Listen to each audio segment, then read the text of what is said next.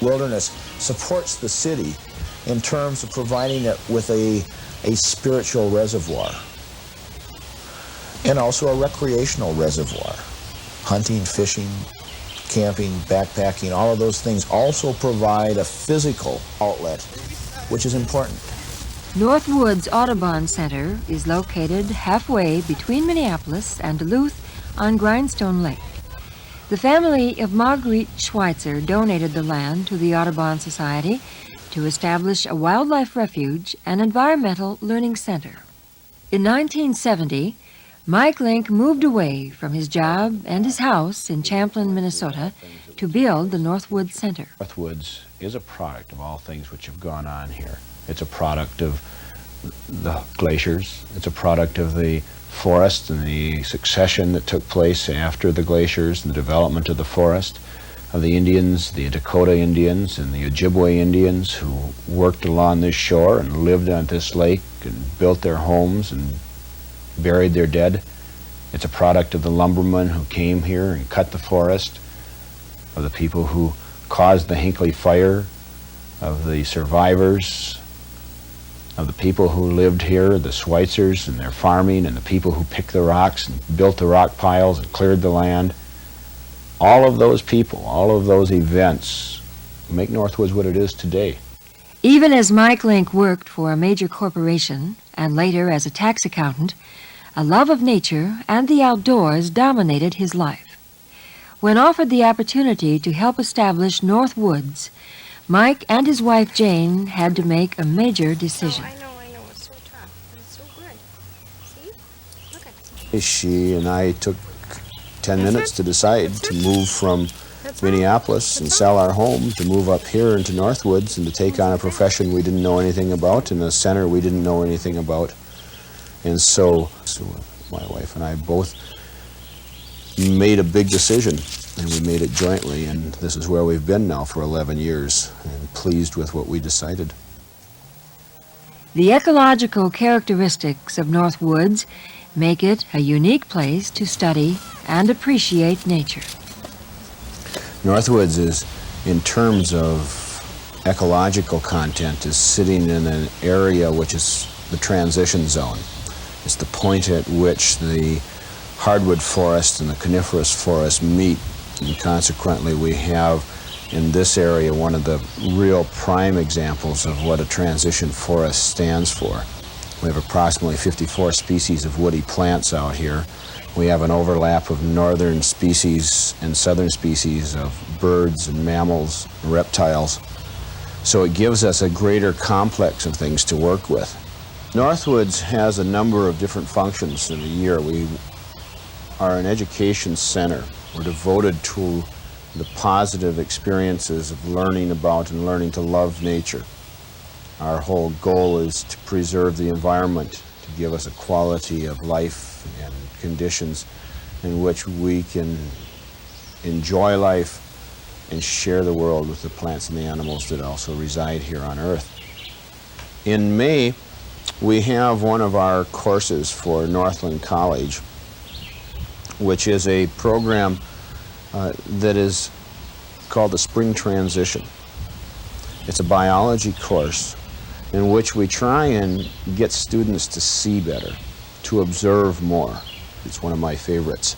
It's one in which we are trying to develop in the student the ability to see, to observe, to get a better feeling for their surroundings, and to take in what's happening as opposed to moving through the land and just letting things go by. We want to stop and listen to each sound and identify it. We want to see each flower as it blooms and identify it, smell it and feel it, look at the way it's structured.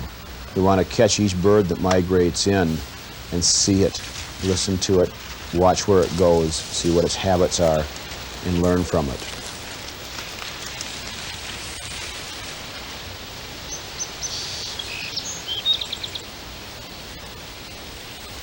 I want them to have a love of the outdoors. I want them to have a sense of purpose in having the wilderness, to realize the inspiration, the necessity, the life forms, and the complexity that's there. I want them to work for the environment. I want them to be aware of its needs and aware of what it has to give, and as such, I want them to be able to take away a love of the environment. But that lies behind everything that I do.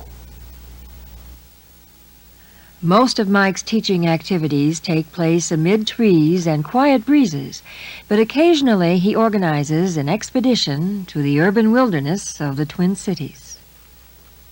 We hope that by exploring the city, by taking a wilderness type of expedition through the city, that we will come away with a greater feeling for the wilderness-urban connection. It's not always easy to make those kinds of philosophical jumps if you haven't spent years thinking about it. Sometimes by putting things in such a juxtaposition that you do a wilderness trip through a city, something which is unusual, something which is almost out of character, the very excitement of doing something unusual can sometimes draw the line and close that gap that it may have taken of years that it takes to develop some of this understanding, and that's my hope. I'm hoping that my students will not look at the city as an alien and foreign environment which they want to escape, but one which they want to improve and make better as far as a place for people to live and understand the relationship it has with the other aspects of the earth that they like and enjoy. I think the city is important in that it develops a suitable habitat for the human animal to live in, provides them with the requirements of life. And a good city provides not only the requirements of life, but it provides the inspiration and the excitement that develops the mind and the philosophy. And in urban places, people develop an understanding and appreciation of wild places. The wilderness philosophy is often spawned in the heart of a city. You don't have to be a naturalist and live in a beautiful center like this to be effective for the environment. You can be effective for the environment working in factories and stores. You can live in the city and be effective for the environment. There is no single way of being an environmentalist or an ecologist or even a naturalist.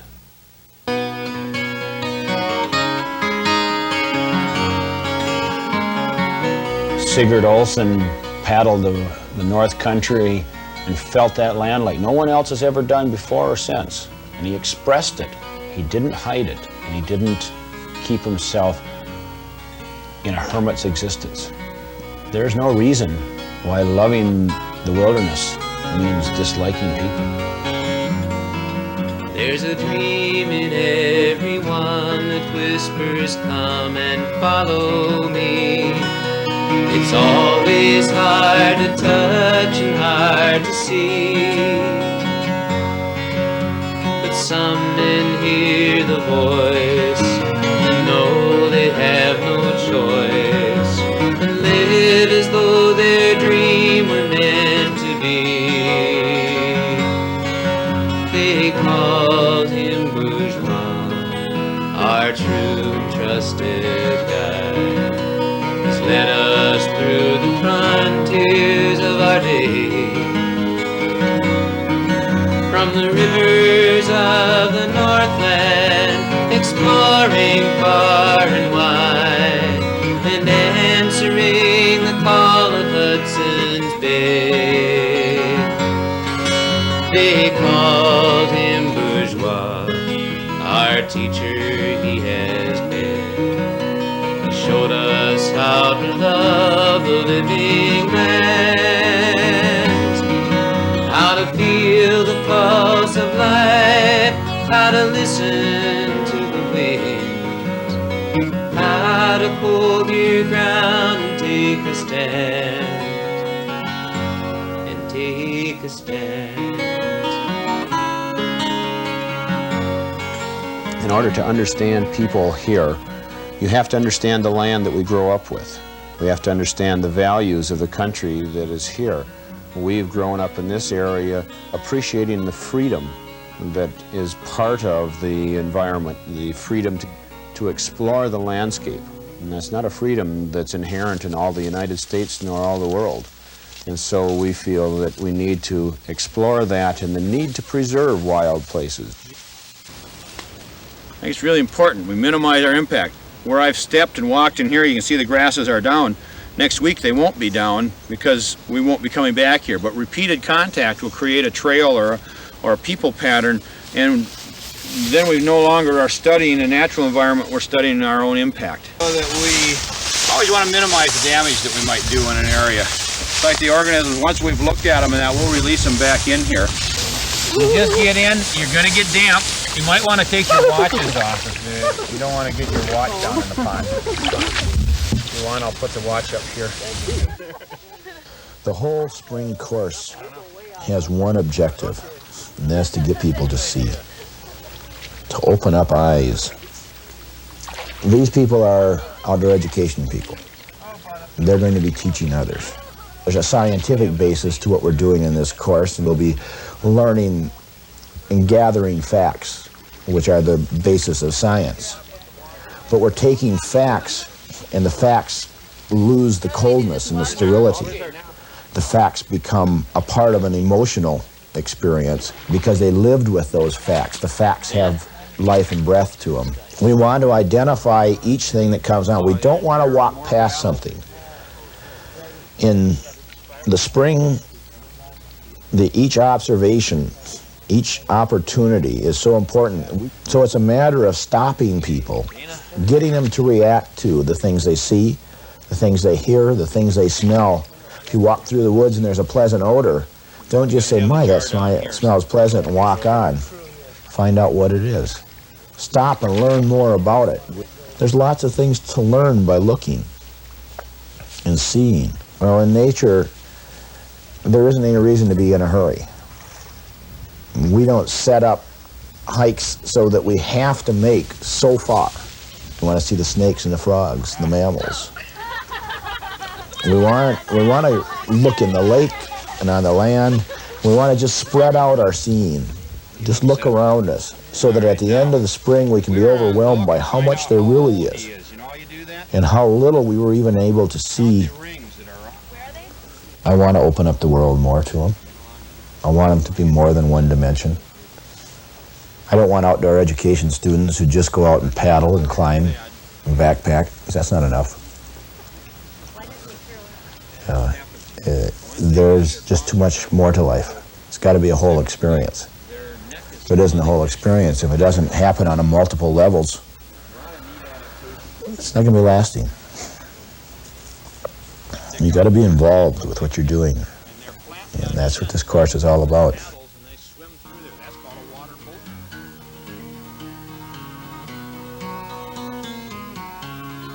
Mike tries to give his students a realistic perspective on nature. The woods are not a fantasy-like place where everything goes right. He shows his students a beaver dam that failed because the young beaver didn't build it correctly. One of the things that this is good for is to shake some of our complacency for nature, because we have a tendency to think of all things in nature as being successes. And they aren't. They can fail. But we know that from watching this, the chance for existence is very, very slim. We are a product of all things. We are, in essence, just a part of a continuum. We cannot isolate ourselves out in time and say that where we live and what we're doing is only for today. And that's unfortunately a philosophy which is too much a part of those people who are distant from the land, who could see only the greed and the need to remove and extract, to leave behind them a wake of destruction and pollution, because their concern is for today, not realizing that their impact is for the future as well. They're saying, if I can make a profit quickly, I can make more profit without regulation. But it goes back to our old Indian philosophies again. The short-term gain and the quick profit leaves a mess for the next generation to clean up.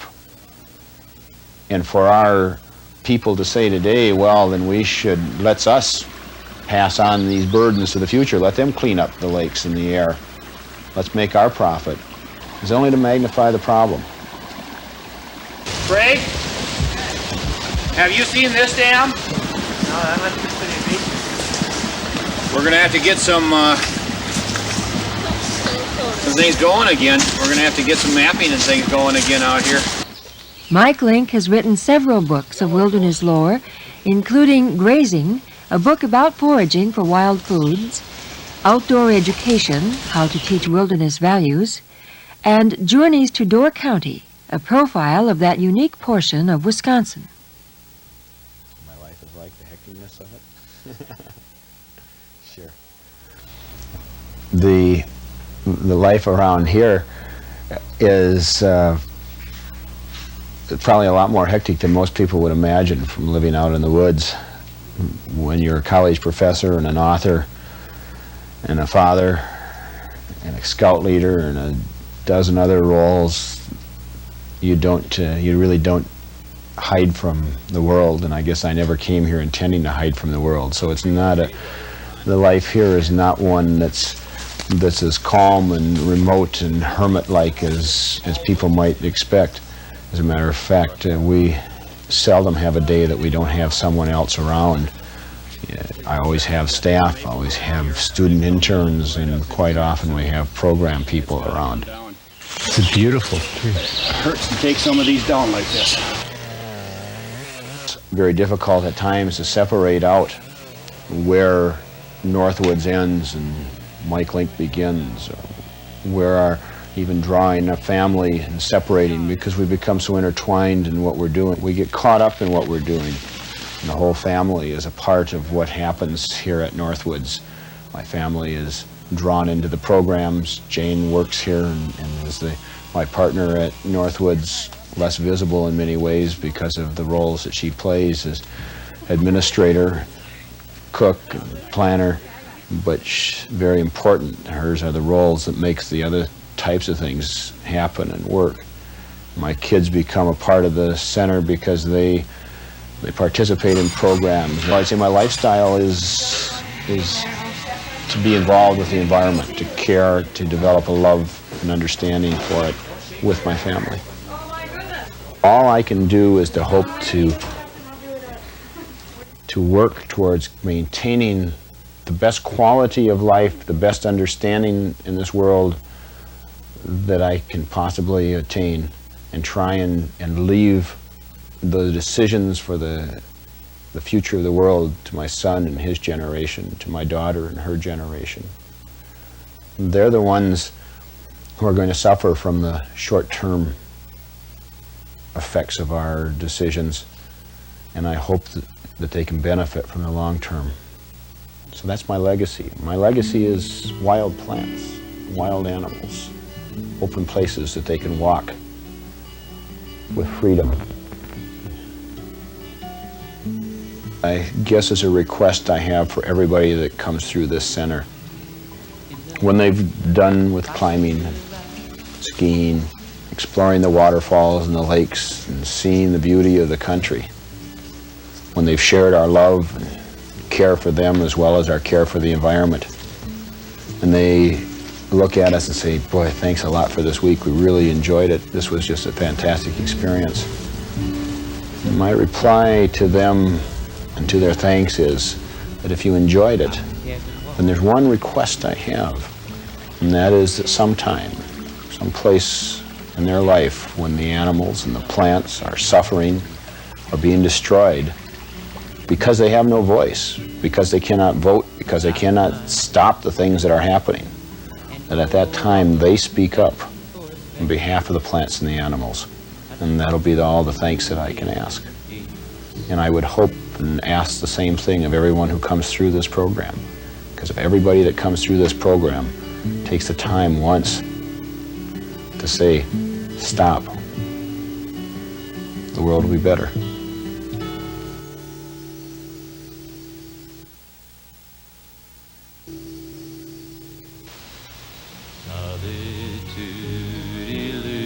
me when seclusion hides away. When people all confuse me, when there's heavy bills to pay, I lose myself in daydreams of a place that's far from here, where pine trees spread their special scent like